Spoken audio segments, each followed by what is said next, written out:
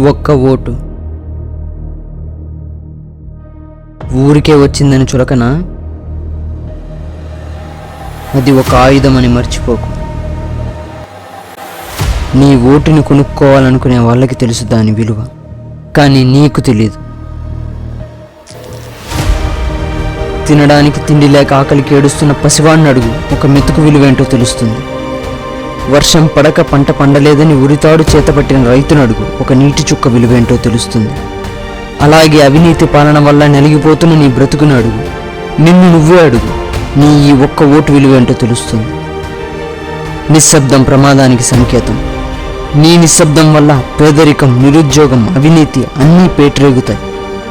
నువ్వు గర్జిస్తే రాక్షస రాజ్యాలు కోల్తాయి. ఓటే ఆయుధంగా జరిగే యుద్ధం ఇది. ఆ ఆయుధం చేపట్టే హక్కు లేదు కొందరికి, కానీ ఆ ఆయుధమే వారి తలరాతలను రాస్తుంది. భావితరం నీ ముందు మోకరిల్లింది. ఓటు అనే ఆయుధంతో వాళ్ళ తలరాతలు రాసేది ఎవరో కాదు, నువ్వే. ఓటు వేసే హక్కు, అవకాశం వారికి లేదు, కానీ నీకుంది. నీ ఓటు నీది మాత్రమే కాదు, వారిది కూడా.